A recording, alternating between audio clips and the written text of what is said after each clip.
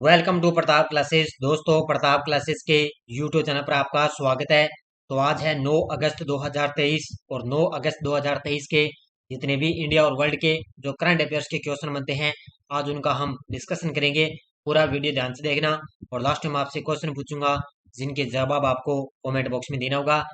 आज अपने पढ़ेंगे जापान ओपन 2023 में पुरुष एकल का खिताब किसने जीता। इजी 5.1 नाम का कोविड-19 का एक नया वेरिएंट मिला है और मणिपुर में राहत की निगरानी के लिए महिला कमेटी नियुक्त की गई है। तो इनकी आज हम चर्चा करेंगे। तो डेली आपको सुबह मेरी 6 बजे करंट की क्लास मिलती है और पूरे लेटेस्ट न्यूज के साथ आपको ताजा क्लास है मिलती है। तो सारे विद्यार्थी एक बार वीडियो को लाइक शेयर करेंगे। सभी विद्यार्थियों को गुड मॉर्निंग। सबसे पहले हम कल के क्वेश्चनों को रिवाइज कर लेते हैं। चंद्र मिशन चंद्रयान 3 कितने दिनों की यात्रा के बाद में सफलतापूर्वक चंद्रमा की कक्षा में प्रवेश कर गया। तो इसने की है 23 दिन की यात्रा के बाद में। हाल ही में यूक्रेन शांति वार्ता किस शहर में आयोजित हुई। तो ये हुई है जेदाह के अंदर। भारतीय ब्यूरोक्रेसी के इतिहास में सबसे लंबे समय तक रहने वाले कैबिनेट सचिव कौन होंगे। तो ये होंगे राजीव गौबा। किस राज्य में संविधान को पढ़ो और जियो अभियान की शुरुआत की गई। तो ये की है राजस्थान के अंदर।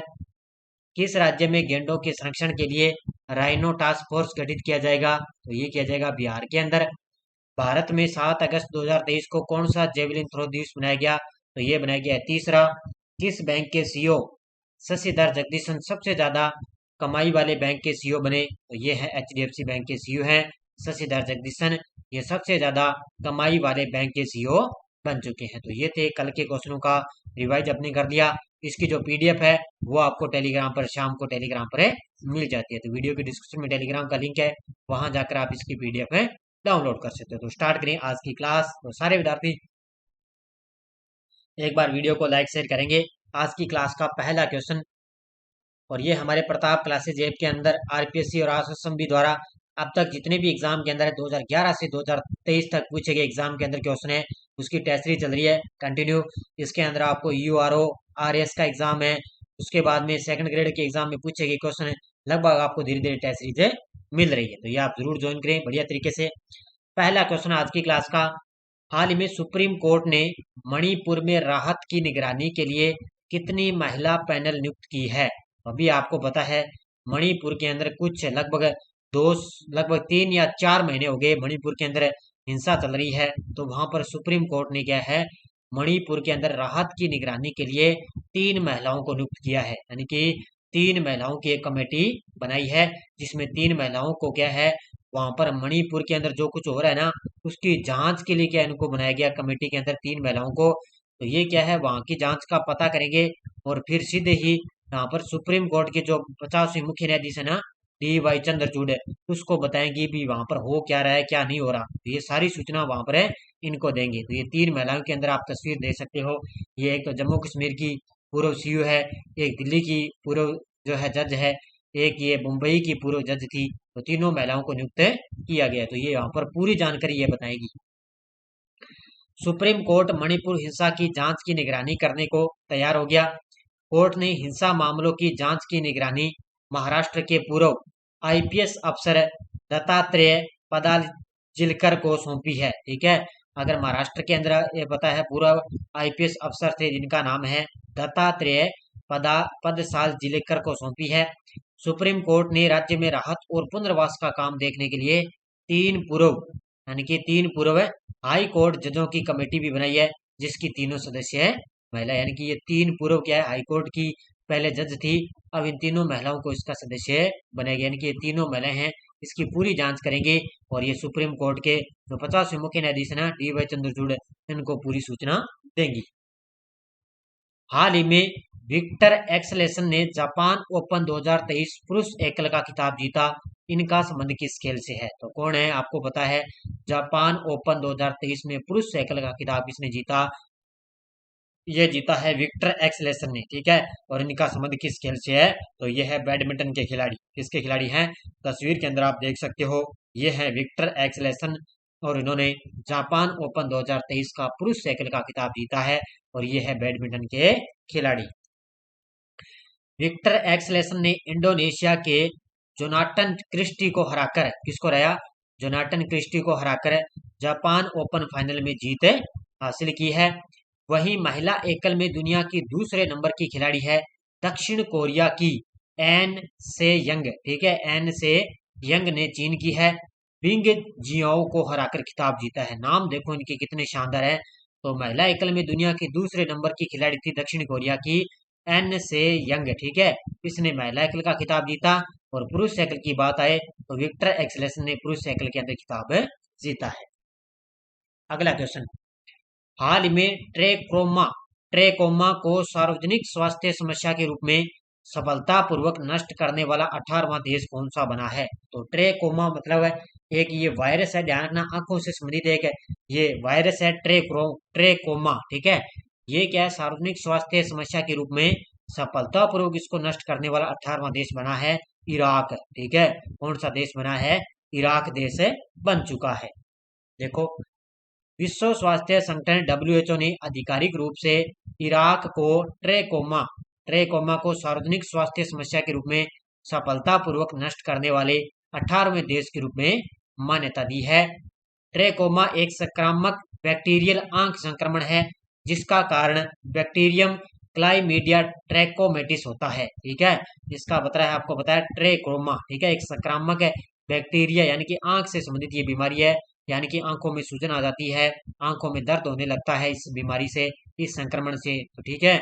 इसलिए क्या है, इस समस्या को निजात पाने के लिए क्या है, इराक देश ने क्या है, समस्या के रूप में एक सफलतापूर्वक उपलब्धि हासिल की है और ऐसा करने वाले 18वें देश के रूप में उसको मान्यता दी है। किसने दी है? WHO ने इसकी मान्यता दी है। आपने भी देखा होगा ना, अपने आई फ्लू आया हो ना, आंखों का आंखें थोड़ी जलन होने लगती है, आंखें लाल होने लगती है, आंखें में दर्द होता है, अपने भी आया आई फ्लू आया हुआ है, ठीक है। अगला क्वेश्चन, हरियाणा के किस शहर में भाजपा का पंचायती राज परिषद सम्मेलन हुआ है? हरियाणा के किस शहर में भाजपा का पंचायती राज परिषद सम्मेलन हुआ? तो ये हुआ है कहां पर है? फरीदाबाद के अंदर। ऑप्शन नंबर बी, कहां पर हुआ है? हरियाणा के फरीदाबाद शहर में भाजपा का पंचायती राज परिषद सम्मेलन हुआ है। हरियाणा के फरीदाबाद स्थित सूरज कुंड में भाजपा का पंचायती राज परिषद सम्मेलन हुआ और इसका उद्घाटन प्रधानमंत्री नरेंद्र मोदी ने वर्चुअली इसका उद्घाटन किया है। आजादी के 4 दशक बाद तक कांग्रेस को यह समझ नहीं आया कि गांव में पंचायती राज प्रणाली लागू करना कितना जरूरी है। यानी कि यहाँ पर क्या है, हरियाणा के फरीदाबाद में यहाँ पर क्या है, कांग्रेस की है, ठीक है। तो कांग्रेस है यहाँ पर, कांग्रेस ने क्या पंचायती राज यहाँ पे शुरू नहीं किए, जो पंचायती राज उससे संबंधित उन्होंने यहाँ पर कोई भी कार्यक्रम शुरू नहीं किया।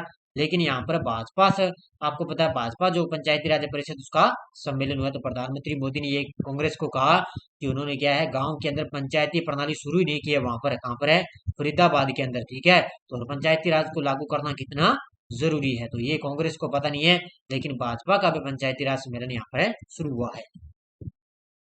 हाल ही में इजी 5.1 नाम का कोविड-19 का एक नया वेरिएंट किस देश में तेजी से फैल रहा है? तो ये आपको पता है, कोविड-19 का एक प्रकोप धीरे धीरे बढ़ रहा है, तो ये बढ़ रहा है ब्रिटेन के अंदर, ठीक है। कहाँ पर है? इजी 5.1 नाम का कोविड-19 का एक नया वेरिएंट है, किस देश में तेजी से फैल रहा है? तो ये फैल रहा है ब्रिटेन के अंदर। देखो, ब्रिटेन में एक बार फिर कोरोना वायरस ने दस्तक दे दी है। वहां इजी 5.1 नाम का कोविड-19 का एक नया वेरिएंट फैल रहा है। इसे एरिस नाम दिया गया है, ठीक है। इस जो नया वेरिएंट है इसको क्या नाम दिया गया? एरिस, इसको नाम दिया गया। एरिस 5.1 वेरिएंट को ओमिक्रॉन से संबंधित माना जा रहा है। आपको मैंने कुछ दिन पहले भी बताया था कि ओमिक्रॉन भी एक वायरस से संबंधित जो है नया वेरिएंट मिला है ओमिक्रॉन का, वो भी धीरे धीरे फैल रहा था। लेकिन अब ये ओमिक्रॉन से भी संबंधित एक जो है एरिस 5.1 माना जा रहा है, ठीक है। तो एक नया वेरिएंट है, वो ये ब्रिटेन के अंदर बड़ी तेजी से फैल रहा है और ये लोगों की बड़ी हालत यहाँ पे खराब हो रही है। अगला क्वेश्चन, देश का पहला अंडर वाटर बारूदी सुरंगों का पता लगाने वाला कौन सा वाहन लॉन्च किया गया है? देश का पहला अंडर वाटर बारूदी सुरंगों का पता लगाने वाला कौन सा वाहन लॉन्च किया गया और इसका नाम है निराक्षी। ऑप्शन नंबर सी, क्या नाम है? निराक्षी लॉन्च किया गया। तो ये तस्वीर के अंदर आप देख सकते हो, ये देखो पानी के अंदर क्या है, ये माइंस का पता लगाएगा, ठीक है। यानी कि पानी के अंदर क्या है, ये माइंस का पता लगाएगी, पानी के अंदर क्या है कुछ नहीं है।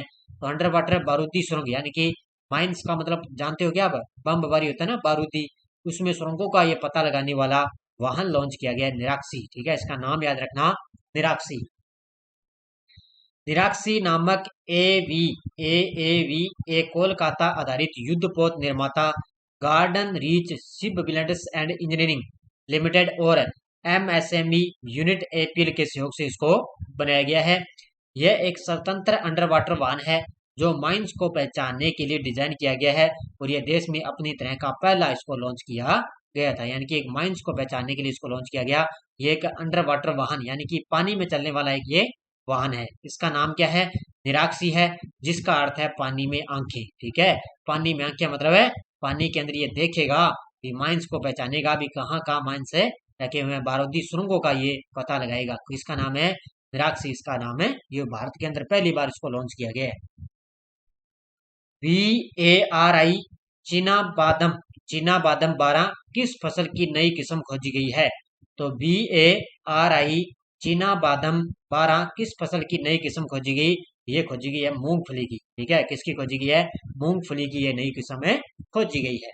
देखो, हैदराबाद स्थित अंतर्राष्ट्रीय अर्धशुष्क उष्ण कटिबंधीय फसल अनुसंधान संस्थान और बांग्लादेश कृषि अनुसंधान संस्थान ने बांग्लादेश में मूंगफली की उन्नत किस्म है VARI चीना बादाम है 12। ठीक है, यानी कि ICGV 07219 जारी की गई। तो एक नई किस्म खोजी गई, किसकी? ये है मूंगफली की। यह किस्म बारिश के बाद आगामी सीजन के लिए खेती के लिए उपलब्ध रहेगी। बस आपको पता होना चाहिए किस्म किसकी है, तो ये है मूंगफली की। हाल ही में किसने चीयर फॉर इंडिया अभियान के तहत शॉर्ट मूवी सीरीज हल्ला बोल लॉन्च किया है? हाल ही में किसने चीयर फॉर इंडिया, ठीक है, चीयर फॉर इंडिया अभियान के तहत शॉर्ट मूवी सीरीज हल्ला बोल लॉन्च किया? और ये किया है SAI ने। ठीक है, SAI का मतलब होता है स्पोर्ट्स अथॉरिटी ऑफ इंडिया। ठीक है, स्पोर्ट्स अथॉरिटी ऑफ इंडिया इसका पूरा नाम है SAI का। उसने क्या है, चीयर फॉर इंडिया अभियान के तहत है शॉर्ट मूवी सीरीज हल्ला बोल इसने लॉन्च किया है। देखो मुख्य तथ्य देखो, स्पोर्ट्स अथॉरिटी ऑफ इंडिया यानी कि SAI ने चीयर फॉर इंडिया अभियान के तहत हल्ला बोल नामक एक शॉर्ट मूवी सीरीज की शुरुआत की है जो एशियन गेम्स के लिए तैयारी कर रहे खिलाड़ियों की यात्रा पर आधारित है ताकि उन्हें हैंगजो एशियन गेम्स के लिए प्रेरित किया जा सके। और आने वाले हफ्तों में SAI का मतलब स्पोर्ट्स अथॉरिटी ऑफ इंडिया की कुल 12 लघु फिल्मों को रिलीज करने का प्लान है। तो 12 लघु फिल्मों को आने वाले हफ्ते के समय इनको रिलीज करने का प्लान है। तो ये चीयर फॉर इंडिया अभियान के तहत है हल्ला बोल किसने लॉन्च किया? तो ये स्पोर्ट्स अथॉरिटी ऑफ इंडिया ने लॉन्च किया है। किस भारतीय मूल के व्यक्ति को टेस्ला के नए मुख्य वित्तीय अधिकारी के रूप में नियुक्त किया गया? किस भारतीय मूल के व्यक्ति को टेस्ला के नए मुख्य वित्तीय अधिकारी के रूप में नियुक्त किया गया? तो उनका नाम है वैभव तनेजा। ऑप्शन नंबर सी, क्या नाम है? वैभव तनेजा। तो ये तस्वीर के अंदर आप देख सकते हो, ये है भारतीय मूल के वैभव तनेजा। वित्त महासचिव जेकरी किर्कहॉर्न ने पद छोड़ने के अपने पहले फैसले की घोषणा करने के बाद भारतीय मूल के वैभव तनेजा को टेस्ला के नए मुख्य वित्तीय अधिकारी के रूप में नियुक्त किया गया। ठीक है, पहले कौन थे? ये थे जेकरी किर्कहॉर्न। इन्होंने इससे पहले 4 साल इसका पद संभाला, लेकिन अब इन्होंने पद छोड़ दिया और अब किसको दे दिया? वैभव तनेजा को। चीफ अकाउंटिंग ऑफिसर यानी कि CAO की वर्तमान भूमिका के साथ टेस्ला के CFO नियुक्त किया गया, यानी कि टेस्ला का CFO किसको नियुक्त कर दिया? वैभव तनेजा को नियुक्त किया है। तो ये चीजें आपको बढ़िया तरीके से पढ़ा करो इनको, बाकी अलग से मेरी क्लासें आने लगेगी। कल शाम को मैंने आपको बताया 7 बजे जो ये अंतरिक्ष और रक्षा प्रौद्योगिकी से मैंने आपको अलग से क्लास दी थी बढ़िया तरीके से। अब आपके लिए वर्तमान में कौन क्या की एक क्लास आपको मिलने वाली है और प्रमुख युद्ध अभ्यास की आपको अलग से भी क्लास है मिलेगी। PDF आपको टेलीग्राम पर मिल जाती है, वीडियो के डिस्क्रिप्शन में टेलीग्राम का लिंक है, या आप टेलीग्राम पे प्रताप क्लासेस सर्च करोगे तो हमारे टेलीग्राम ग्रुप को आप ज्वाइन कर सकते हो। तो स्टार्ट करें आज की क्लास। तो लगातार आपको मेरी टेस्ट सीरीज मिल रही है। ठीक है, ये कांस्टेबल की टेस्ट सीरीज चल रही है, इसके अंदर भी आपको पहला टेस्ट मिल चुका है बढ़िया तरीके से, ये भी आप जरूर ज्वाइन करें। और जूनियर अकाउंटेंट की टेस्ट सीरीज चल रही है, RPSC RS असेंबली के लिए भी टेस्ट सीरीज है चल रही है, तो बढ़िया तरीके से आप ज्वाइन करें। इधर संगणक के लिए BSTC एग्जाम, सूचना सहायक पूरे साल की करंट अफेयर्स की टेस्ट सीरीज आप जरूर ज्वाइन करें। तो लगभग हमारी टेस्ट सीरीज की जितनी भी टेस्ट सीरीज चल रही है उसकी आपके लिए 1 साल की वैलिडिटी रहेगी। तो ये बढ़िया तरीके से आप ज्वाइन करें और लगातार आपको मेरी क्लासें मिलती रहेगी।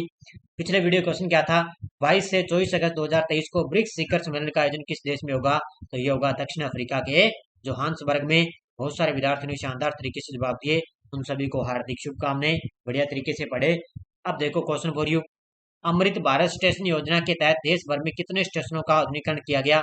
1309, 1150, 1420, 855। इसका जवाब आपको कमेंट बॉक्स में देना है। तो आज की क्लास बढ़िया तरीके से हमने अध्ययन कर लिया है, बढ़िया तरीके से आपको क्लास मिलती रहेगी, ठीक है। तो जाते जाते सारे विद्यार्थी एक बार वीडियो को लाइक शेयर करेंगे। निरंतर आपको सुबह मेरी 6 बजे करंट की क्लास है मिलती है। हो सकता है आपके लिए कोई कई बार क्या है, नेटवर्क की थोड़ी समस्या हो जाती है, तो हो सकता है या 2 या 3 मिनट आपको लेट भी क्लास है मिल सकती है, 2-3 मिनट या 5 मिनट बाद भी आपको क्लासें मिलेगी। तो यह बढ़िया तरीके से आप निरंतर पढ़ते रहिए।